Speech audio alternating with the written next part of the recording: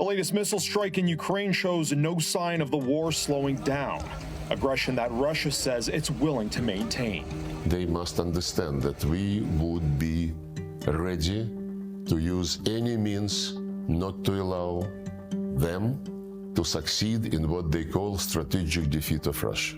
In a sit-down interview in Moscow with former Fox News host Tucker Carlson, Russia's Foreign Minister Sergey Lavrov claimed that the Kremlin isn't at war with the West, primarily the United States. Do you believe the United States and Russia are at war with each other right now?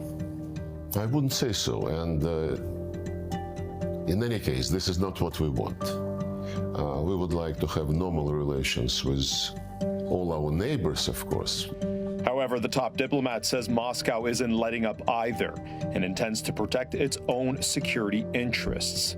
Lavrov said recent escalation hit new heights after the Americans permitted Ukraine to use American long-range missiles for strikes on Russian territory. Lavrov added Russia's recent strike using a new hypersonic ballistic missile on Ukraine is one signal to the West that Russia is prepared.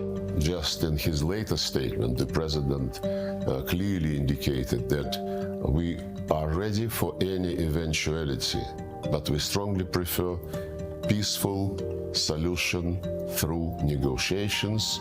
And for years now, Tucker Carlson has been basically repeating the Russian talking points. And what Lavrov tried to do was to reestablish Russian credibility, because many times they have claimed that there were red lines. None of those red lines were very meaningful, even under the very weak and timid Biden administration.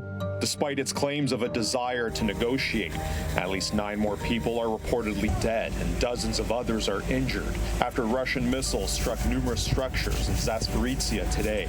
Meanwhile, Ukrainian President Volodymyr Zelensky was shown new, locally manufactured rocket drones to enhance its ability to strike Russia deeper into its regions.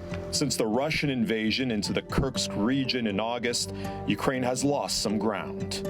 They're losing territory every day. So by that metric, they're losing the war.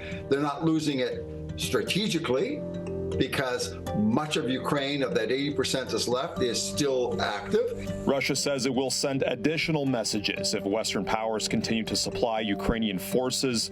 And while the warring nations await for incoming U.S. President Donald Trump, who claims he can bring the fighting to an end, Russia says NATO membership for Ukraine should not be in the cards. A real peace treaty would be that in exchange for territorial concessions by Ukraine, they would need to have NATO membership. But that would guarantee the rest of Ukraine, and Ukraine could rebuild.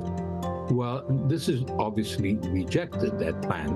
At the end of the day, I mean, and I'm one of the few who actually says this, there is still a possibility of a NATO option for Ukraine. It would be, in my opinion, more like a Norwegian option.